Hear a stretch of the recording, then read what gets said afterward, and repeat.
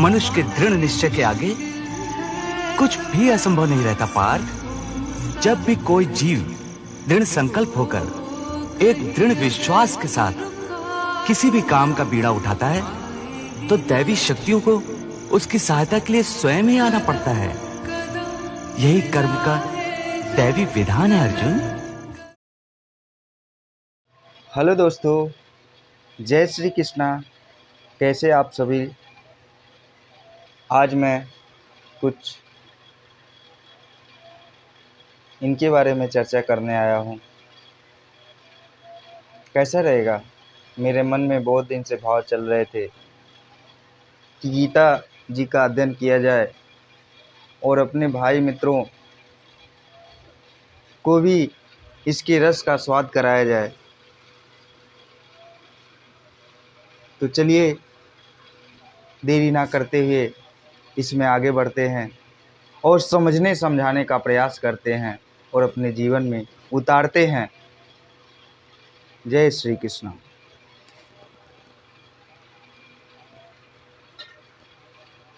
ये गीता की शुरुआत उस समय हुई थी जब कौरव और पांडव में युद्ध की दशा आ गई थी। जब दोनों सेनाएं आमने सामने आ जाती हैं और युद्ध की तत्परता रहती है, तो उस समय जब श्री कृष्ण सारथी बने रहते हैं अर्जुन के, तो अर्जुन देखते हैं कि आमने सामने सभी लोग अपने मित्र बंधु बांधव हैं, सभी अपने ही परिवार के लोग हैं। तो उनको मोह हो जाता है कि मैं इन अपने बंधु बांधवों को मार के क्या मुझे मिलेगा। तो वहीं से भगवान श्री कृष्ण उनके मोह को भंग करने के लिए उपदेश देते हैं। भगवान श्री कृष्ण अर्जुन के माध्यम से बताते हैं, जो उनके मुख से अवतरित होता है वही गीता का आज हम लोग थोड़ा थोड़ा अध्ययन करेंगे और समझने का प्रयास करेंगे।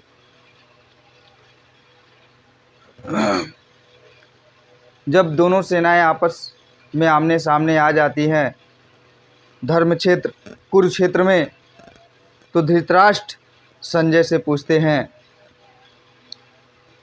धर्म क्षेत्रे कुरुक्षेत्रे समवेतायुयुत्सवः मामेकाः पांडवश्चैव किं कुर्वत संजय।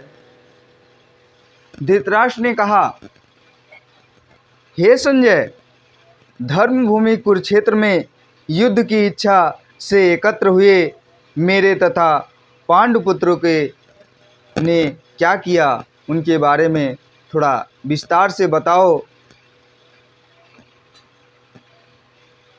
तो संजय ने बताया, और क्या बताया, किस प्रकार से, दृष्ट्वा तु पांडवानीकं व्यूढ़ं दुर्योधनस्तदा आचार्यमुपसंगम्य राजा वचनं ब्रवीत।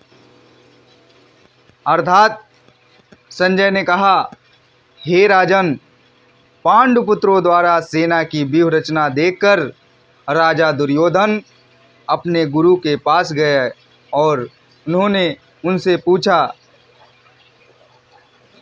जब धृतराष्ट्र ने संजय से पूछा, हे संजय, हमारे और पांडुपुत्र कुरुक्षेत्र में मैदान में आ गए हैं, वो लोग क्या कर रहे हैं, आखिर ऐसा क्या हो रहा है, अभी क्या चल रहा है। और संजय जो थे उनको दिव्य दृष्टि प्राप्त हुआ था, वो दूर से ही सारा चीज़ें देख लेते थे। तो धृतराष्ट्र के जवाब देने पर संजय ने उनको जवाब दिया कि हे राजन, पांडुपुत्रों के द्वारा जो सेना की व्यूह रचना हुई है उसको देखकर राजा दुर्योधन अपने गुरु के पास गए और उनसे क्या बोल रहे हैं, पश्येतां पांडुपुत्राणां चार महती चमूं व्यूढ़ाम द्रुपद पुत्रेण तव शिष्येण धीमता। अर्थात हे आचार्य, पांडुपुत्रों की विशाल सेना को देखें, जिसे आपके बुद्धिमान शिष्य द्रुपद के पुत्र ने इतने कौशल से व्यवस्थित किया है।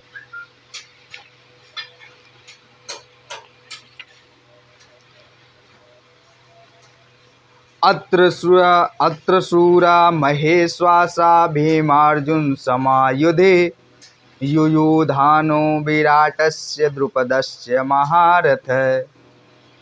अर्थात इस सेना में भीम और अर्जुन के समान युद्ध करने वाले अनेक वीर धनुर्धर हैं, यथा जैसे महारथी युयुधान, विराट और द्रुपद।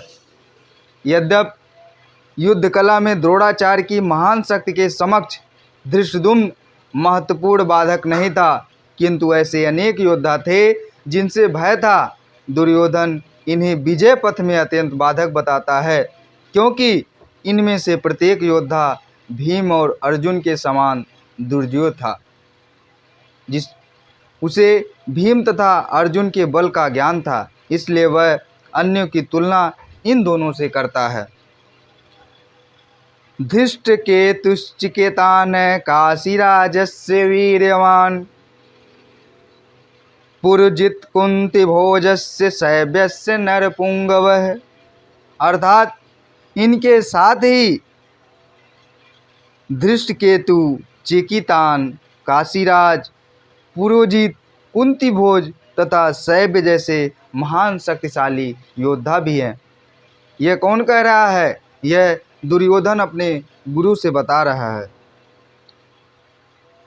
युधा मनुष्य विक्रांत उत्तमाजस्य वीर्यवान सौभद्रौ द्रौपदेयाश्च सर्वैव महारथा।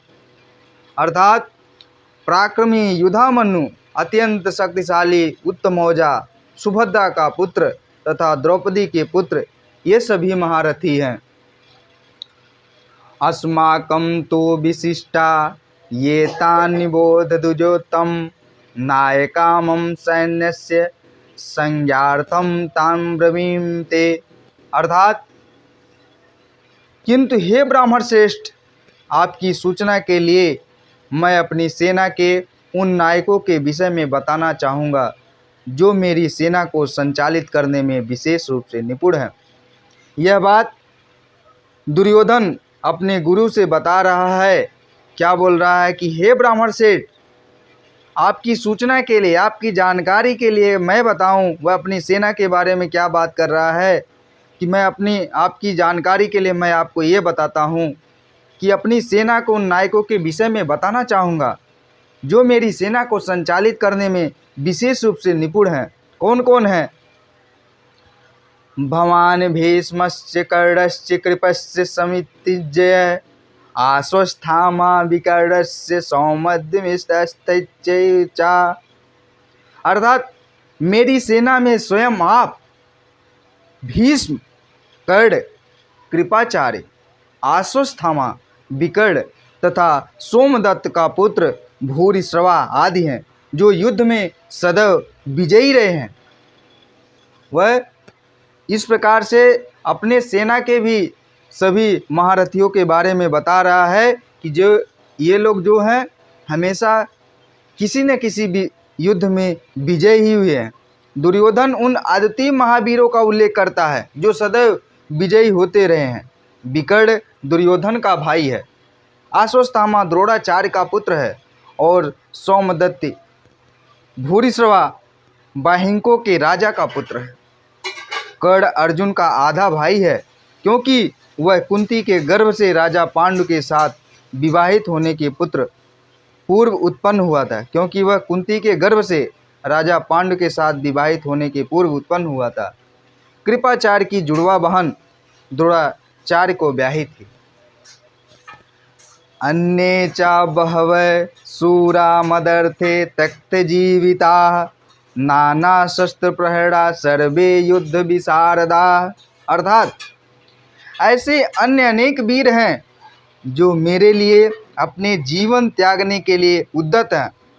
अर्थात मेरे सेना में, दुर्योधन बोल रहा कि मेरे सेना में ऐसे ऐसे वीर हैं जिनको मैं एक बार बोल दूं या एक बार इशारा कर दूं तो हमारे लिए अपने जीवन को त्याग कर सकते हैं। वे विभिन्न प्रकार के हथियारों से सुसज्जित हैं और युद्ध विद्या में निपुण हैं। जहाँ तक अन्यों का यथा जयद्रथ, कृतवर्मा तथा शैल्य का संबंध है, वे सब दुर्योधन के लिए अपने प्राणों की आहुति देने के लिए तैयार रहते हैं। दूसरे शब्दों में यह पूर्व निश्चित है कि वे अब पापी दुर्योधन के दल में सम्मिलित होने के कारण कुरुक्षेत्र के युद्ध में मारे जाएंगे। निसंदेह अपने मित्रों के संयुक्त शक्ति के कारण दुर्योधन अपनी विजय के प्रति आश्वस्त था। अपर्याप्तं तदस्माकं बलं भीष्माभिरक्षितं पर्याप्तं त्विदमे तेषां बलं भीमाभिरक्षितम्। अर्थात दुर्योधन बोल रहा है कि हमारी शक्ति अपरिमेय है और हम सब पितामह द्वारा भली भांति संरक्षित हैं, जबकि पांडवों की शक्ति भीम द्वारा भली भांति संरक्षित होकर भी सीमित है। ऐसा दुर्योधन बता रहा है कि हमारी शक्ति, यहाँ पर दुर्योधन ने तुलनात्मक शक्ति का अनुमान लगाया है, प्रस्तुत किया है कि वह सोचता है कि अत्यंत अनुभवी सेना नायक भीष्म पितामह के द्वारा विशेष रूप से संरक्षित होने के कारण उसकी सशस्त्र सेनाओं की शक्ति अपरिमेय है, जबकि दूसरी ओर पांडवों की सेनाएं सीमित हैं क्योंकि उनकी सुरक्षा एक कम अनुभवी नायक भीष्म द्वारा की जा रही है, जो भीष्म की तुलना में नगण्य है, जो भीष्म पितामह की तुलना में नगण्य है। दुर्योधन सदा भीम से ईर्ष्या करता था क्योंकि वह जानता था कि यदि उनकी मृत्यु कभी हुई तो वह भीम के द्वारा ही होगी। उसको पहले ही डर था कि वह मारा जाएगा तो भीम के ही द्वारा मारा जाएगा, किंतु साथ ही उसे दृढ़ विश्वास था कि भीष्म पितामह की उपस्थिति में उसकी विजय निश्चित है, क्योंकि भीष्म कहीं अधिक उत्कृष्ट सेनापति हैं, वह युद्ध में विजयी होगा, यह उसका दृढ़ निश्चय था। जबकि दोस्तों, हमेशा विजय सत्य और असत्य की होती है। विजय हमेशा सत्य की होती है, असत्य के ऊपर, और धर्म की विजय अधर्म के ऊपर होती है। तो देखते हैं आगे क्या हुआ। अन्येषु च सर्वेषु यथा भागं वस्थिताः भीष्ममेवाभिरक्षन्तु भवन्तः सर्व एव हि। अर्थात अतएव सैन्य व्यूह में अपने अपने मोर्चों पर खड़े रहकर आप सभी भीष्म पितामह को पूरी पूरी सहायता दें। दुर्योधन कह रहा है कि भीष्म पितामह के शौर्य की प्रशंसा करने के बाद दुर्योधन ने सोचा कि कहीं अन्य योद्धा यह न समझ लें कि उन्हें कम महत्व दिया जा रहा है। अतः दुर्योधन ने अपने सहज कूटनीतिक ढंग से स्थिति संभालने के उद्देश्य से उपयुक्त शब्द कहें। उसने बलपूर्वक कहा कि भीष्मदेव निसंदेह महात्म योद्धा हैं, किंतु अभी वे वृद्ध हो चुके हैं। अतः प्रत्येक सैनिक को चाहिए कि चारों ओर से उनकी सुरक्षा का विशेष ध्यान रखे। हो सकता है कि वे किसी एक दिशा में युद्ध करने में लग जाएं और शत्रु इस व्यस्तता का लाभ उठा ले। अतः यह आवश्यक है कि अन्य योद्धा मोर्चों पर अपनी अपनी स्थिति पर अडिग रहे और शत्रु को व्यूह न तोड़ने दे। दुर्योधन को पूर्ण विश्वास था कि कुरुओं की विजय भीष्मदेव की उपस्थिति पर निर्भर है। उसे युद्ध में भीष्मदेव तथा द्रोणाचार्य के पूर्ण सहयोग की आशा थी, क्योंकि वह अच्छी तरह जानता था कि इन दोनों ने उस समय एक शब्द भी नहीं कहा था जब अर्जुन की पत्नी द्रौपदी को असहाय अवस्था में भरी सभा में नग्न किया जा रहा था, जब उसने उनसे न्याय की भीख मांगी थी। यह जानते हुए कि इन दोनों सेनापतियों के मन में पांडवों के लिए स्नेह था, दुर्योधन को आशा थी कि वे इस स्नेह को उसी तरह त्याग देंगे जिस तरह उन्होंने द्यूत क्रीड़ा के अवसर पर किया था। तस्य संजय तस्य संजयन् हर्षं कुरुवृद्ध पितामह सिंहनादं विनद्रत्रये संख्यं दम्मौ प्रतापवान। अर्थात तब कुरुवंश के वयोवृद्ध परम प्रतापी एवं वृद्ध पितामह ने सिंह गर्जना की सी ध्वनि करने वाले अपने शंख को उच्च स्वर में बजाया, जिससे दुर्योधन को हर्ष हुआ। तो दोस्तों, क्या होता है जब युद्ध होने वाला होता है तो स्टार्टिंग में जो नायक होते हैं वो अपने अपने शंखनाद करते हैं। तो कुरुवंश के वयोवृद्ध पितामह अपने पौत्र दुर्योधन का मनोभाव जान गए और उसके प्रति अपने स्वाभाविक दयावश उन्होंने उसे प्रसन्न करने के लिए अत्यंत उच्च स्वर से अपना शंख बजाया, जो उनके सिंह की समान स्थिति के अनुरूप था। अप्रत्यक्ष रूप में शंख के द्वारा प्रतीकात्मक ढंग से उन्होंने अपने हताश पौत्र दुर्योधन को बता दिया कि उन्हें युद्ध में विजय की आशा नहीं है, क्योंकि दूसरे पक्ष में साक्षात भगवान श्री कृष्ण हैं। फिर भी युद्ध का मार्गदर्शन करना उनका कर्तव्य था, क्योंकि वो दुर्योधन की सेना से थे और इस संबंध में वे कोई कसर नहीं रखेंगे। ततः शंखाश्च भैर्यश्च पड़वानक गोमुखा सहसैवाभ्यहन्यत स शब्द अस्तु मूलो अभवत। अर्थात तत्पश्चात शंख नगाड़े बिगुल तुरही तथा सींग सहसा एक साथ बज उठे। वह समवेत स्वर अत्यंत कोलाहल पूर्ण था। ततः श्वेतैर्युक्ते महति सन्दने स्थितौ माधव पाण्डवश्चैव दिव्यौ संख्यो प्रदब्धमतुः। अर्थात दूसरी ओर से श्वेत घोड़ों द्वारा खींचे जाने वाले विशाल रथ पर आसीन भगवान श्री कृष्ण तथा अर्जुन ने अपने अपने दिव्य शंख बजाए। भीष्म पितामह द्वारा बजाए गए शंख की तुलना में कृष्ण और अर्जुन के शंखों को दिव्य कहा गया है। दिव्य शंखों के नाद से सूचित हो रहा है कि दूसरे पक्ष की विजय की कोई आशा ना थी, क्योंकि कृष्ण पांडवों के पक्ष में थे। जयस्तु पांडुपुत्राणाम येषां पक्षे जनार्दन। जय सदा पांडु के पुत्र जैसों की होती है, क्योंकि भगवान कृष्ण उनके साथ हैं और जहाँ जहाँ भगवान विद्यमान हैं वहीं वहीं लक्ष्मी भी रहती हैं, क्योंकि वे अपने पति के बिना नहीं रह सकते। अतः जैसा कि विष्णु या भगवान कृष्ण के शंख द्वारा उत्पन्न दिव्य ध्वनि से सूचित हो रहा था कि विजय तथा श्री दोनों ही अर्जुन की प्रतीक्षा कर रहे थे। इसके अतिरिक्त जिस रथ में दोनों मित्र आसीन थे वह अर्जुन को अग्नि देवता द्वारा प्रदत्त था और इससे सूचित हो रहा था कि तीनों लोकों में जहाँ कहीं भी यह जाएगा वहाँ विजय निश्चित है। पांचजन्यम ऋषिकेशो देवदत्तम धनंजय पांड्रम दब्नौ महाशंखम भीमकर्मा वृकोदरः। अर्थात भगवान श्री कृष्ण ने अपना 5 जन शंख बजाया।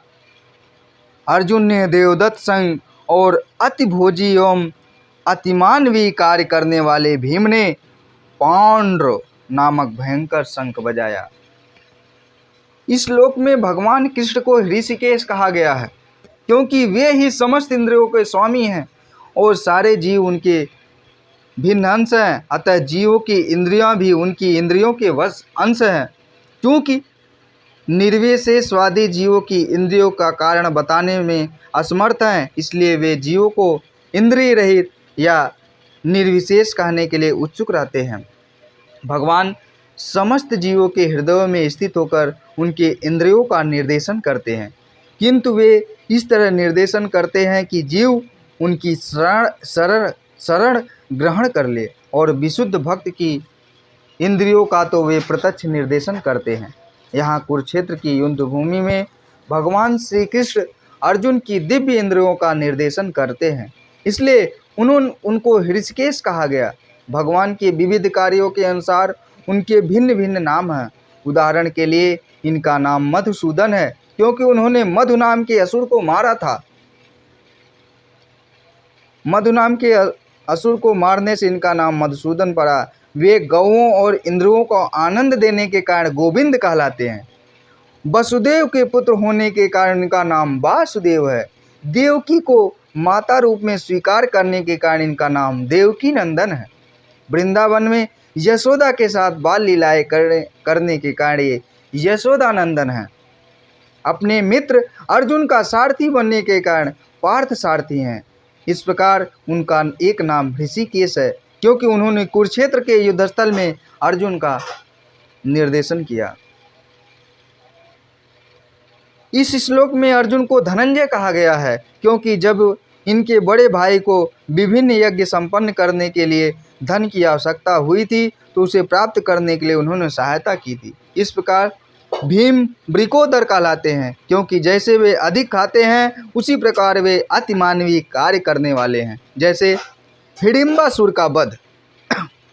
अतः पांडवों के पक्ष में श्री कृष्ण इत्यादि विभिन्न व्यक्तियों द्वारा विशेष प्रकार के शंखों को बजाया जाना युद्ध करने वाले सैनिकों के लिए अत्यंत प्रेरणाप्रद था।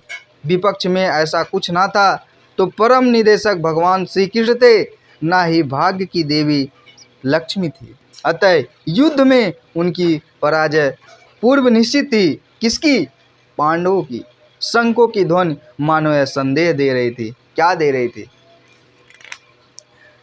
अनंत विजयम राजा कुंती पुत्रो युधिष्ठिर नकुल सहदेवश्च सुघोषमणिपुष्पकौ कायश्च परमेश्वास शिखंडी च महारथ धृष्टद्युम्नो विराटश्च सात्विकाश्च पराजित द्रुपदो द्रौपदेयश्च सर्वस्य पृथ्वीपते सौभद्राश्च महाबाहु शंखानादं पृथक् पृथक्। अर्थात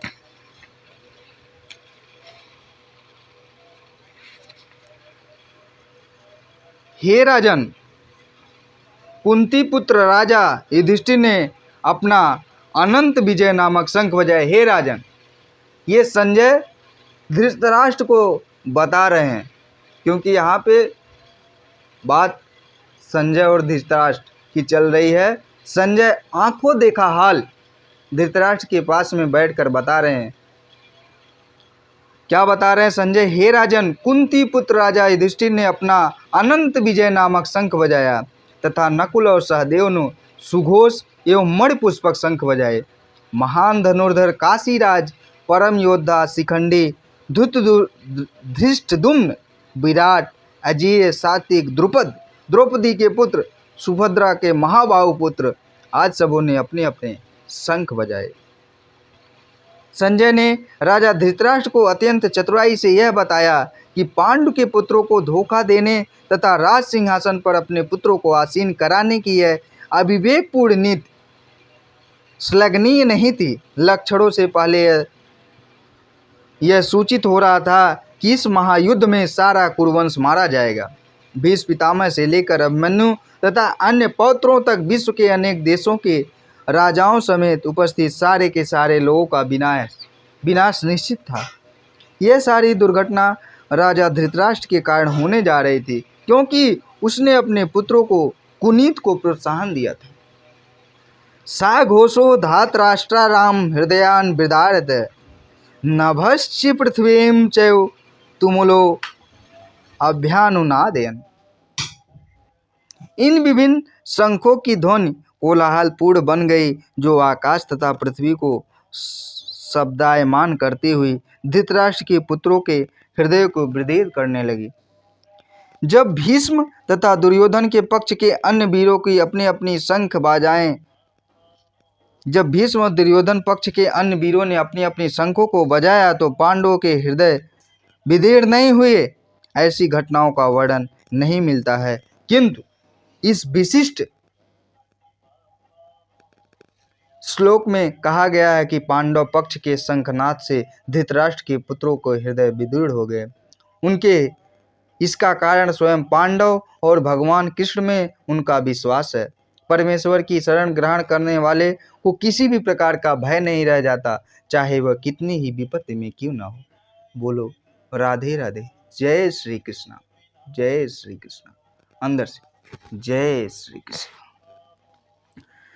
अत व्यवस्थितान् दुर्दृष्ट्वा धार्तराष्ट्रांग विध्वज प्रभृते शस्त्र संपाते धनुरुद्यम्य पांडव हृषिकेश तदा वाक्यमिदमाहं महीपते। अर्थात उस समय हनुमान से अंकित ध्वजा लगे रथ पर आसीन पांडुपुत्र अर्जुन अपना धनुष उठाकर तीर चलाने के लिए उद्यत हुआ। हे राजन, धृतराष्ट्र के पुत्रों को व्यूह में खड़ा देखकर अर्जुन ने श्री कृष्ण से ये वचन कहे। युद्ध प्रारंभ होने वाला ही था, युद्ध आरंभ होने वाला था कि पांडवों की सेना के अप्रत्याशित व्यवस्था से धृतराष्ट्र के पुत्र बहुत कुछ निरुत्साहित थे, क्योंकि युद्ध में पांडवों का निर्देशन भगवान श्री कृष्ण के आदेश के अनुसार हो रहा था। अर्जुन की ध्वजा पर श्री हनुमान जी का चिन्ह भी विजय का सूचक है, क्योंकि हनुमान जी ने राम और रावण युद्ध में राम की सहायता की थी, जिससे राम विजयी हुए थे। इस समय अर्जुन की सहायता के लिए उनके रथ पर राम और हनुमान दोनों उपस्थित थे। भगवान कृष्ण साक्षात राम है, और जहाँ भी राम रहते हैं वहाँ नित्य सेवक हनुमान होता है, और उनकी नित्य संगिनी वैभव की देवी सीता उपस्थित रहती है। अतः अर्जुन के लिए किसी भी पुत्र से भय का कोई कारण नहीं था। इससे भी अधिक इंद्रियों के स्वामी भगवान कृष्ण निर्देश देने के लिए साक्षात उपस्थित थे। इस प्रकार अर्जुन को युद्ध करने के मामले में सारा सत परामर्श प्राप्त था। ऐसी स्थितियों में जिनकी व्यवस्था भगवान ने अपने शाश्वत भक्त के लिए की थी, निश्चित विजय के लक्षण स्पष्ट थे। अर्थात कहने का मतलब है सब तरफ से विजय की आशाएं पांडवों के साथ में थी। अर्जुन उवाच। अभी अर्जुन बोलते हैं। अर्जुन क्या बोलते हैं? सेनयोर्भयोर्मध्ये रथम स्थापयमेच्युत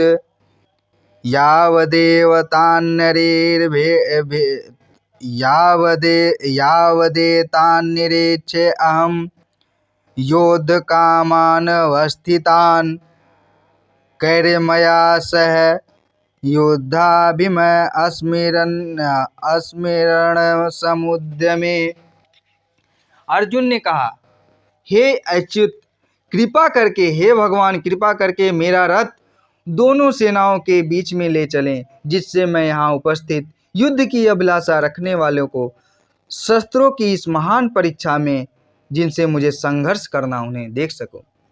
अभी अर्जुन अपने सारथी भगवान श्री कृष्ण से कहते हैं, हे प्रभु, मेरा रथ कृपा करके उन दोनों सेनाओं के बीच में लेके चलो, जहां पे युद्ध की अभिलाषा से आए हुए सभी लोगों को मैं देख सकूं। श्री कृष्ण साक्षात श्री भगवान है, किंतु वे अहेवत की कृपावश अपने मित्र की सेवा में लगे हुए थे। वे अपने भक्तों पर स्नेह दिखाने में कभी नहीं चूकते, इसलिए अर्जुन ने उन्हें अच्युत कहा। सारथी रूप में उन्हें अर्जुन की आज्ञा का पालन करना था, और उन्होंने इसमें कोई भी संकोच नहीं किया।